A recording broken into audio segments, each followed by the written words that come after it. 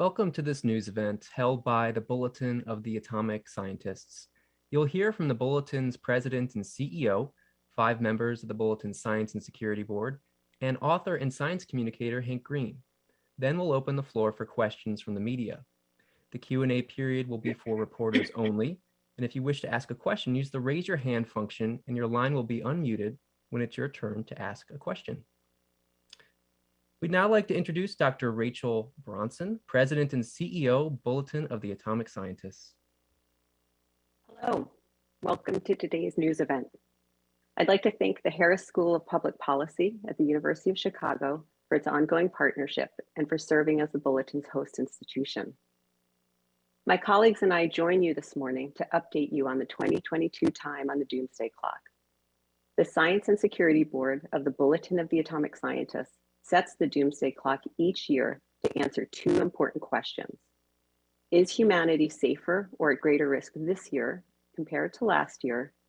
And is humanity safer or at greater risk this year compared to the 75 years we've been asking the question?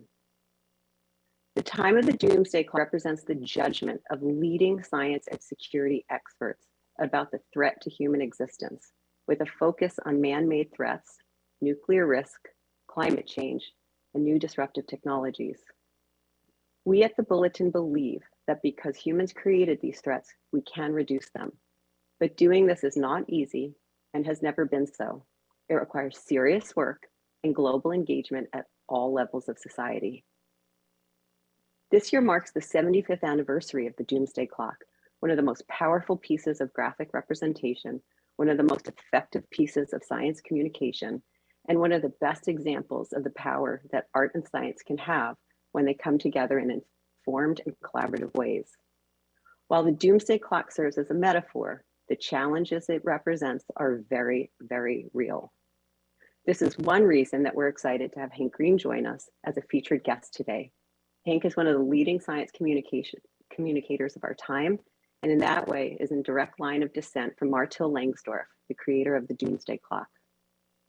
At the Bulletin, we are recognizing the clock's 75th anniversary with innovative programming, including an art exhibit entitled Human Nature at the Weinberg Newton Gallery in Chicago, curated by Cindy Kahn, open through mid-April, a mobilization festival in New York's Times Square, organized around the sculpture Amnesia Atomica, created by the Mexican artist Pedro Reyes, on display between May 17th and 24th, the publication of a new book, The Doomsday Clock at 75, by Robert K. Elder and J.C. Gable, and a social media challenge in which we are asking people around the world to share their ideas of what can be done and what they are doing, what you are doing to turn back the clock. To join the challenge, simply post your ideas to Instagram, Facebook, TikTok, or Twitter with the hashtag #TurnBackTheClock. All of this and more can be found on our website at thebulletin.org. Since its inception, the Bulletin's Doomsday Clock has been set closer and farther away from midnight. In 2020, we set the clock the closest it has ever been to midnight, 100 seconds. It has been set as far away as 17 minutes to midnight at the end of the Cold War. The reasoning for why we set the time where we do can be found in our annual statements that accompany our announcements. We are releasing the 2022 time statement today, and that can also be found at thebulletin.org. When the board set the clock last year at 100 seconds to midnight, we noted that we continue to believe that human beings can manage the dangers posed by modern technology, even in times of crisis. But if humanity is to avoid an existential catastrophe, one that would dwarf anything it has yet seen, national leaders must do a far better job of countering disinformation, heeding science, and cooperating to diminish global risks. The board went on to argue that the COVID-19 pandemic serves as a historic wake-up call, a vivid illustration that national governments and international organizations are unprepared to manage complex and dangerous challenges like those of nuclear weapons and climate change, which currently pose existential threats to humanity, or other dangers, including more virulent pandemics and next generation warfare that could threaten civilization in the near future. This year, in our statement, the Science and Security Board highlights several bright spots and many disturbing trends. The board describes a mixed threat environment, one with positive developments counteracted by accelerating negative ones, an environment that my colleagues will further elucidate in the follow-on discussion that can be found in the statement on our website. Now, joining us from Chicago to reveal the 2022 Doomsday Clock time are Dr. Daniel Holtz, a co-chair of the Science and Security Board and a professor at the University of Chicago in the departments of physics, astronomy, and astrophysics, the Enrico Fermi Institute, and the Kavli Institute for Cosmological Physics. And Dr. Suzette McKinney, a member of the Science and Security Board. She is also the principal and director of life sciences at Sterling Bay, where she oversees relationships with the scientific, academic, corporate, tech, and governmental sectors involved in the life sciences ecosystem. Today, the members of the Science and Security Board find the world to be no safer than it was last year at this time, and therefore have decided to set the doomsday clock at 100 seconds to midnight. The doomsday clock continues to hover dangerously, reminding us how much work is needed to ensure a safer and healthier planet. We must continue to push the hands of the clock away from midnight. Join us by participating in our Turn Back the Clock challenge that can be found on our website, thebulletin.org. Thank you. Before we continue, please note that a link to the Doomsday Clock report, news release, photos, and video can now be found in the chat area of your Zoom dashboard. The next speaker is Sharon Squassoni, research professor at the Institute for International Science and Technology Policy, Elliott School of International Affairs at the George Washington University, and co-chair of the Bulletin Science and Security Board. Thank you. Good morning, afternoon, or evening, wherever you're joining us from. The doomsday clock is holding steady at 100 seconds to midnight. But steady is not good news. In fact, it reflects the judgment of the board that we are stuck in a perilous moment, one that brings neither stability nor security. In 2021, there were some positive developments in each of the areas of concern that the Science and Security Board reviews. However, these have not managed to outweigh the longer-term negative trends that continue to erode security. For example, the extension of the New START Treaty helpfully keeps a cap on numbers of US and Russian strategic nuclear weapons. Are we better off with the treaty? Absolutely. But it is a small down payment on strategic stability so desperately needed between the US and Russia. In the current environment, where we have neither arms race stability nor crisis stability, tensions over Ukraine loom ominously. And with China, efforts to craft a strategic stability are in their infancy. In climate change, rhetorical progress is not yet matched with swift actions. And in the sphere of biosecurity, trends point toward less rather than more cooperation to identify and manage or mitigate threats. A particularly invidious threat is the intentional undermining of the public's ability to sort out what's true from what's patently false by information warfare. This subverts our ability to arrive at consensus on the solutions needed to achieve positive change. We include at the end of our statement an illustrative list of positive actions that could make a meaningful difference.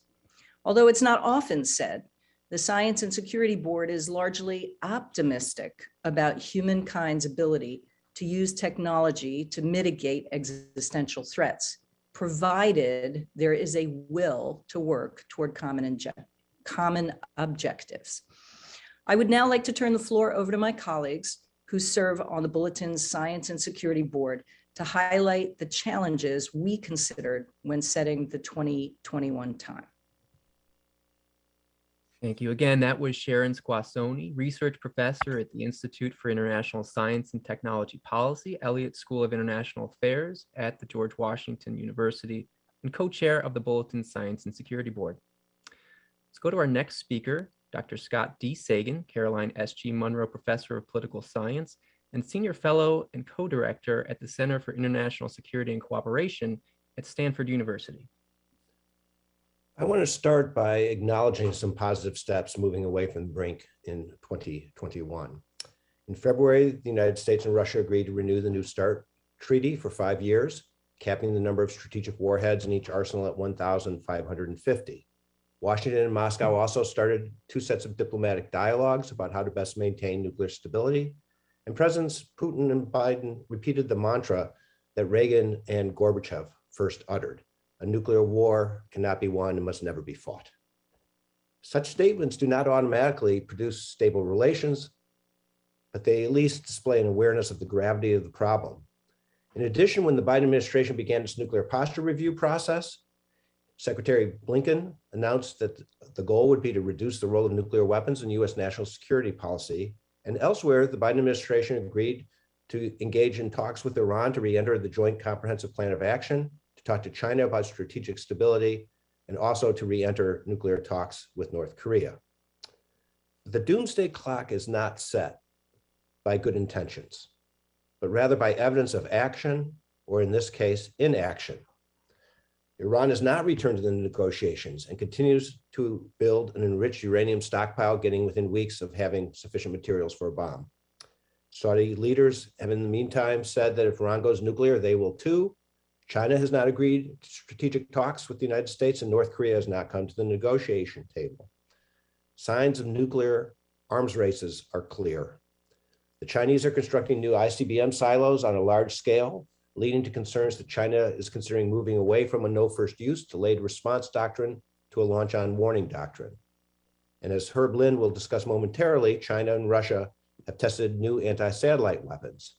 The US, Russia, and China are all building hypersonic missiles, and the North Koreans continue to test nuclear-capable short and medium-range missiles, including cruise, ballistic, and glide vehicles. And they continue to produce new nuclear material for an expanding arsenal. Both India and Pakistan continue to increase their arsenals. This fall, President Putin threatened to put nuclear-armed submarines off the US coast. Russian officials warned about tactical nuclear weapons being alerted over the Ukraine crisis, and Russia's Deputy Foreign Minister, Sergei Rybakov, told state television on January 13th they could neither confirm nor exclude potential unspecified military deployments to Cuba and Venezuela. Such nuclear saber rattling is disturbing and dangerous. So with the exception of the New START agreement, the world faces multiple arms races without arms control. And the Science and Security Board will be paying close attention to the nuclear posture review in the hope that the Biden administration will implement its goal to reduce the role of nuclear weapons in US security policy rather than increase their role. Finally, a comment on the January 6, 2021 insurrection on the US Capitol. This was clearly an assault on democracy, but was also a warning of the danger of internal threats to nuclear command and control. The insurrectionists came close to capturing Vice President Mike Pence and the nuclear football that accompanies the Vice President as the backup system for nuclear launch commands.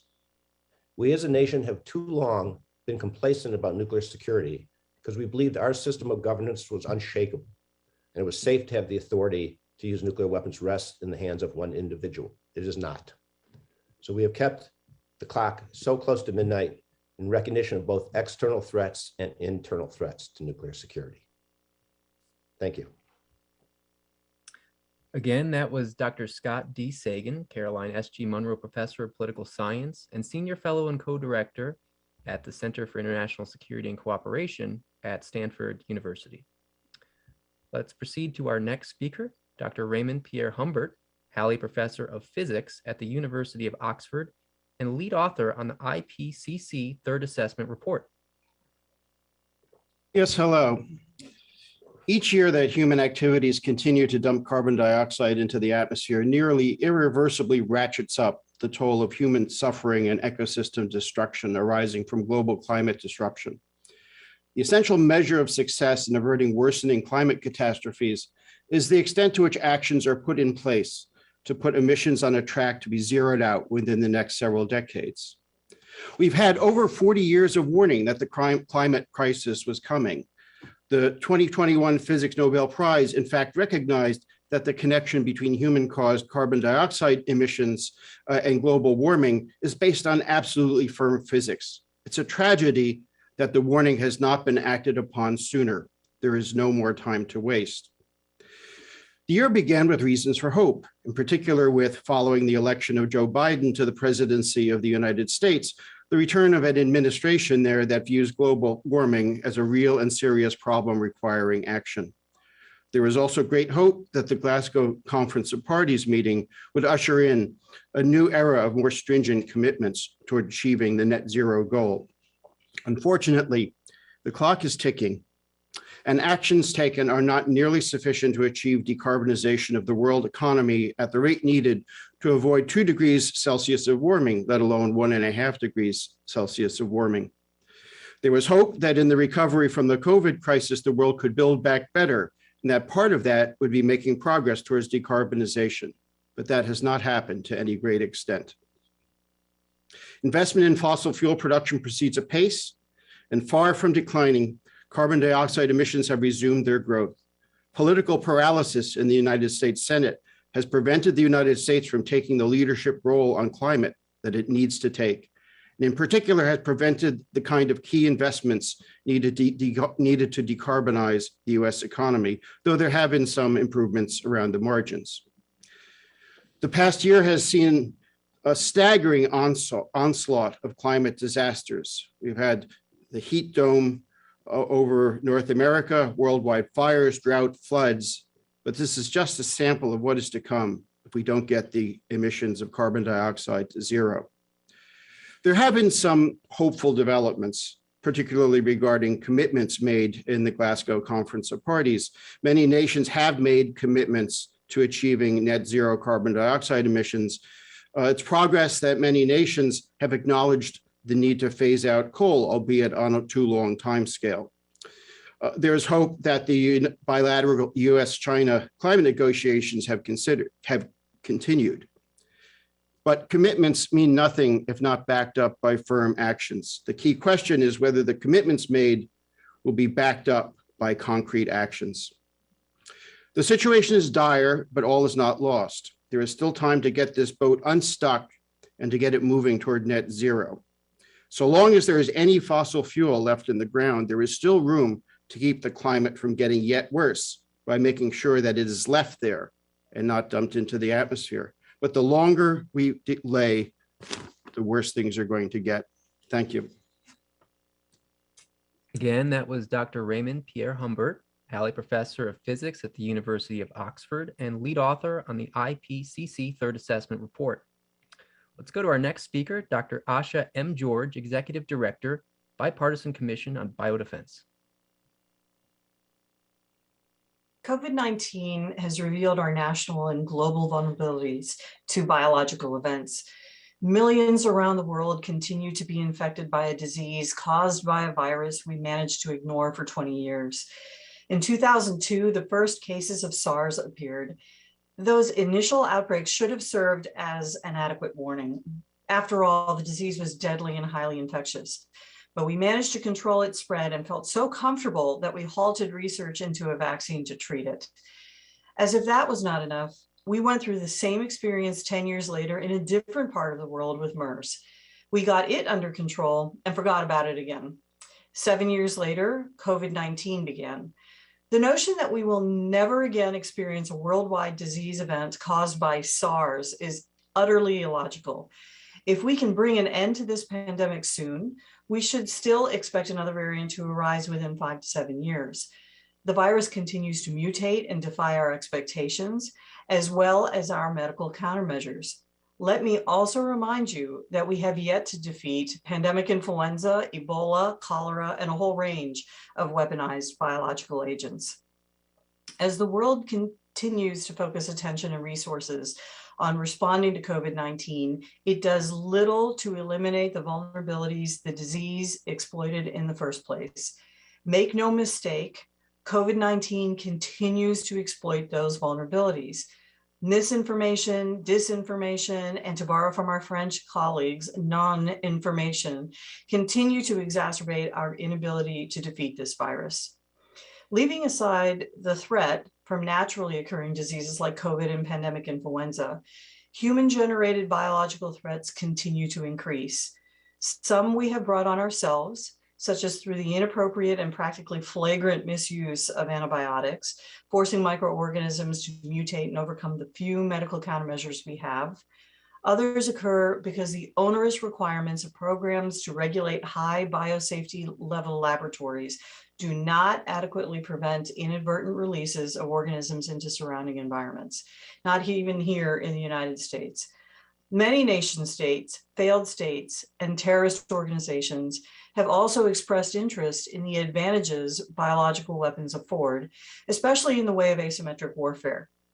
The fact that we have active biological weapons programs in Russia and North Korea, with China and Iran close behind, should give us pause. Nearby countries and those that consider these countries to be enemies must now engage in the arena. The biological arms race has begun again at a time when our vulnerabilities are most obvious. At least 5 million people have died from COVID-19 throughout the world, with an additional estimated 30 million deaths going unreported. Thousands of laboratories work with dangerous pathogens, not just the 59 highest containment laboratories, and those are the labs that we know about. And at least 4 nation states now possess active biological weapons programs. We stand on the precipice of a biological cataclysm. It will take very little more from this arena to push us right over the edge. Countries throughout the world should at least strengthen their ability to monitor for infectious diseases, no matter what the source. They should assume that outbreaks that occur in other countries will not stay confined there within their borders or regions. And they must take extraordinary measures now before biological weapons programs result in biological warfare. We find ourselves in the worst situation possible, having to prevent and prepare for the next biological event while simultaneously responding to the current pandemic. But we can do all of these things at the same time. We really can. Yes, there are many deadly threats to the world today. And yes, our resources are limited. But we can no longer afford to focus all of our efforts on other perils to the exclusion of a biological threat. COVID has made that clear. If we do, diseases and lives they take will push the second hand on the doomsday clock closer to midnight. Thank you. Thank you again. That was Dr. Asha M. George, Executive Director, Bipartisan Commission on Biodefense.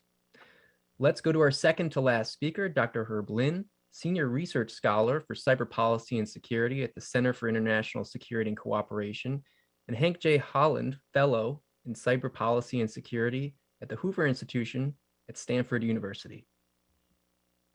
Thank you. On disruptive technologies, I want to call attention to anti-satellite weapons and digital technologies. On anti-satellite weapons, we know that Russia conducted an anti-satellite test in November last year to destroy one of its own satellites and creating a debris cloud that potentially threatened the International Space Station. Earlier, Russia conducted close approach space operations that potentially threatened on-orbit satellites. In addition, in years past, the US and China and India have conducted destructive anti-satellite activities. The net result of all of this is that ASAT weapons are on the verge of becoming important elements in the military posture of many nations. Since satellites provide many important civilian and military functions, the prospect that they may become much more vulnerable during crisis does not bode well for strategic stability. On digital technologies, malign uses of digital technology have not been curbed in any significant way. Cyber attacks on important computer systems continue apace, as demonstrated, for example, by the 2021 ransomware attack on Colonial Pipeline that disrupted fuel supplies on the US East Coast. We see it also in China, Chinese use of digital surveillance technologies reaching new heights with AI and facial recognition systems being tested on the Uyghurs in Xinjiang, and an effort to develop standards for facial recognition that can be used to distinguish individuals by ethnic group. And perhaps most significantly, technology-enabled disruption of the information environment has arguably gotten worse over the last year. Although the new administration has done much to depoliticize the role of science in informing public policy, disinformation from outside the executive branch appears to have taken even stronger root in dangerous ways. Enabled by technology, large fractions of Congress and the public continue to deny that Joe Biden legitimately won the presidential election in 2020. And their views on these matters appear to be hardening rather than moderating. Similar trends regarding COVID-related disinformation are apparent around the world, crippling the ability of public health authorities and medical science to achieve higher rates of vaccination and mask wearing and better social distancing. And despite the revelations last year about the role of social media campaigns in taking advantage of vulnerabilities in human psychology and cognition to spread disinformation and societal disunity, the actual behavior of social media companies has changed hardly at all. The even more alarming has been the cynical exploitation of such trends by elected officials in their quest to gain or retain political power. Rather than standing up for the rule of law and defending conclusions of an independent judiciary regarding various allegations of election fraud, they pointed to such outcomes as yet more evidence of a system rigged against them. Technology has contributed vitally to an environment in which no conceivable evidence or rational argument can persuade true believers to change their minds. And the resulting fractures mean a world in which different and antagonistic political tribes each live in their own factual universes. This is not a world governed by reason or reality and is itself an existential threat to modern civilization as we have come to know it. Thank you again. That was Dr. Herb Lin, Senior Research Scholar for Cyber Policy and Security at the Center for International Security and Cooperation, and Hank J. Holland Fellow in Cyber Policy and Security at the Hoover Institution at Stanford University. Finally, we'll now turn to our special guest speaker, Hank Green, science communicator and author. Thank you, everyone, for all of that information. I'm really honored to be doing this and sobered by the challenges that have been presented by all of you here today. This is the third year in a row now that the clock has remained at 100 seconds to midnight. And at first glance, that might seem like, great, okay, we're at the same place we were last year, but we aren't. I mean, have you looked around? It feels like things have changed in this year, because this is not what this symbolizes. I think that there have been many positive outcomes that would have moved the clock back on their own. Our understanding of COVID-19 and our capability of preventing and treating it have expanded massively. Our ability to rapidly design and manufacture vaccines is unparalleled in human history. Major car manufacturers are planning on releasing over 100 different fully electric vehicle models in the next 2 years. And this is a stat that kind of blew my mind. The United Kingdom emitted more carbon dioxide in 1889, not per capita as an entire country, than it did in 2021. So economies can grow while emissions shrink, and some governments are doing that. Other governments are pledging to do that. This is nice to know that it's possible, at least. Meanwhile, there are reasons to move this clock closer to midnight. There's a rising tide of nationalist and isolationist bluster that has resulted in rapid movement away from the kind of multilateral agreements that we need for weapons technologies and climate change and biotechnology and artificial intelligence. Human exposure to extreme heat has tripled since 1983.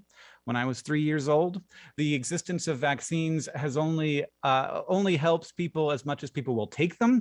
And a growing group of social media influencers masquerading as politicians and pundits have found that there is audience to be gained and influence to be gained by catering to and amplifying people's natural fears and apprehensions, tearing down reality so that they can be masters of the delusion that they construct in its place. 75 years ago, when the Bulletin of the Atomic Scientists first debuted the Doomsday Clock, I doubt anybody in that room would have challenged the idea that the technologies that are most disruptive to human societies are weapons technologies. But I want to challenge that idea today. The thing that makes us human, that gives us the ability to use the secrets of the atom to destroy whole cities, or use those exact same secrets to fight a cancer to save the life of a child, it's not our control of the atom, it's communication at the root of that. And as we have increased the amount of information we can transfer between each other quickly, so has our power over the world grown. And that power has allowed us to travel to the moon, to visit our grandparents in Seattle, to dramatically decrease the rate of infant mortality, to look back in time to the beginning of the universe, and to watch me in my office from 1,000 miles away. This is the power that allowed the universe to wake up and look at itself and then say to itself, this is beautiful. So atomic energy might seem like the greatest power we have ever harnessed, but it is not. Our greatest power has always been and will always be our words and our ideas and our stories. So I think the most disruptive technologies to societies are communications technologies, whether that was the printing press and Martin Luther setting off 200 years of religious wars that resulted in the deaths of tens of millions of people in Europe, or the internet requiring us to rebuild our information ecosystem from scratch. I think we need to remember that we are at the beginning of a very big shift in how humans communicate. We do not know what we are doing with this colossal new tool that we have been given. Like a monkey with a gun, wondering why this thing makes so much noise and then surprised when our foot starts bleeding. But I know a group of people who are better at handling it than anybody, or at least the demographics of the people on the screen today, people who are better at noticing the BS, and it's seeing when like a scalpel is being used like a sword. They are the people for whom it has always been there, young people. And if I have things to say to young people, one, thanks for being in this world at this time. But second, if you put the weight of all of those problems on your shoulders alone, you will be miserable and you will burn out and you will not be useful in this process. So pick a focus and care about that thing, maybe two things, but definitely don't feel like a bad person when you're not doing everything, because no one changes the world alone and no one doesn't change it at all. And you know what that looks like? It looks like everything. It looks like teaching and nursing and research and engineering. There isn't a field that isn't about restabilizing the world, as long as you think we need to be restabilizing the world and I want to be a part of that. Because at its core, this is about everything from caring for each other to designing power storage systems. It's about being thoughtful inside of bold action, which isn't easy, but it is possible. And I'm a little tired of hearing people say that we just need to get serious about these things, fixing these problems. We're serious about fixing these problems, but they are very hard. You know why we're 100 seconds to midnight? It's because having a roommate is a pain in the butt. So don't expect it to be easy to have 7 billion planet mates. We're not all going to agree on stuff, but we still have to work together. I think that we spend a lot of time feeling mad and powerless these days. And let me suggest instead, maybe just one day a week, instead of getting mad, try getting curious. Figure out why these problems aren't getting solved and be one part of one reason it gets a little easier. I'll do another one, and then somebody else will do another one, and together we'll get it done. Every year I spend on this planet, I am more amazed, astounded, and frustrated by humans. But if there's one thing that we keep doing over and over again, it's impossible stuff. What is the first step toward doing that? You have to care. You have to be interested in it, even obsessed in it. Not all of the, not obsessed in like the bad people who are standing in your way, which is very easy to focus on them because we're people focused, because we're people. Not be focused in the Twitter fights and the clever quips of the influencer politicians. Focused and curious about the actual problems. And the fact that you're here right now, if you're listening to these experts shout for multilateral commitments to no first use weapons policy and dramatically decreased carbon emissions, is proof that you do care. The fact that you know what a no first use nuclear weapons policy is, even if you didn't know that 30 minutes ago. The fact that you have the words, that you have been given them, and that you can imagine the story where powers with deeply conflicting interests can nonetheless agree on what Ronald Reagan said. I don't agree with everything he said, but I agree that a nuclear war cannot be won and must never be fought. And likewise, we have to say the war against the climate crisis can be won and must be fought. There's no doubt that we We're cursed to live in interesting times, and I'm sorry about that. But thank you for living in them with me, because we will not get it done without you. So on the 75th anniversary of the Doomsday Clock, the Bulletin and I are asking people to join the Turn Back the Clock challenge. This is a hashtag because social media can be used for good. We want to hear about the actions that inspire you and how we can work together to save the world. So to join the challenge, simply post your ideas on Instagram, Facebook, TikTok, or Twitter with the hashtag Turn Back the Clock, hashtag Turn Back the Clock. And if you want to take another step today, you can check out peace-dividend.org, where people of the planet are asking for something small yet massive. You'll find out about it when you get there. Thank you, everyone. I appreciate what you are all doing so much. Again, that was Hank Green, science communicator and author. Thank you, Hank. And that takes us to the Q&A portion of the call. If you wish to ask a question, use the raise your hand function and your line will be unmuted when it's your turn to ask a question. As a reminder, these are audio only questions. You'll not be on camera, and the Q&A period is for reporters only. If you're having issues with your own audio or the raise your hand function, you may use the text-based Q&A box, and we'll do our best to get to all the questions. And before we start taking questions, we'd like to remind you that a link to the Doomsday Clock report, news release, photos, and video is available in the chat area of your Zoom dashboard. Alternatively, you can go to thebulletin.org to find all the materials related to today's announcements. Okay. I think we'll take our first question here. It's from Voice of America, Dongjung Park. Please unmute your line. Hi, I have a question to Dr. Scott. So how do you think North Korea's nuclear and ICBM development will affect the end of the world? North Korea has continued testing short-range and medium-range missiles. It has fortunately not restarted the testing of ICBMs. That's something that's good. What we don't know is whether they feel that having tested one missile that could hit the United States is sufficient, and that they think that we would not think that that is sufficient, having only tested one. They might. So I think what they are doing is dangerous, because imagine the following scenario: if even if you think that they do not want to start a war, which I believe is true, they do not want to start a war. Imagine the incident that occurred in Hawaii in 2017, where a individual announced that missiles were incoming to Hawaii over the emergency warning system and said, this is not a test. People in Hawaii got really nervous. People in Washington did not, however, because we have redundant warning systems. We have professional people who said this was a mistake immediately. And we really didn't think North Korea was about to attack Hawaii. Imagine that occurs in North Korea today, that kind of incident. A, they don't have redundant warning systems. They have very primitive warning systems. B, you don't get in trouble if you make a mistake in North Korea. You can get killed. So people are not going to try to say, yeah, we made a mistake. And three, they did think we were about to attack them because we kept saying we were going to attack them. So I am very worried about the situation in North Korea, not just because of concerns about North Korean decision-making, but because of the risk of an accidental or unauthorized use there. Great, thanks. Just to cut in, we want to make sure that reporters on the line have a chance to pose their questions. We know there are several of you. If you wish to ask a question, use the raise your hand function and your line will be unmuted when it's your turn to ask a question.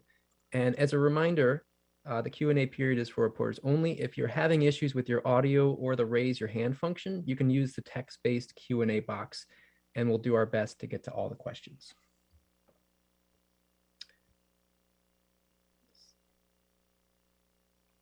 We're not showing any questions at this time. Rachel, is it okay if I throw it over to you for some, to add a little bit? Great, well, thank you. I think you've heard from our Science and Security Board And this will all be online at bulletin.org. And for additional questions and to continue the conversation, the Bulletin works on these issues 24/7, 365 days a week. So check out our site where you can see the members of the Science and Security Board and their contributions to the discussion, as well as experts from around the world constantly chiming in. So with that, Max, I think I can turn it over to you and adjourn the program. Thank you. And just so you all know where to get more information following today's news conference, to connect with any of the speakers you've heard from today or to get more info, contact Alex Frank at 703-276-3264. Again, that's 703-276-3264. Putting his contact in the chat as well. A recording of this news event and the related media materials will be available online at thebulletin.org. We thank you for joining this news event held by the Bulletin of the Atomic Scientists. That concludes today's news event. Thank you.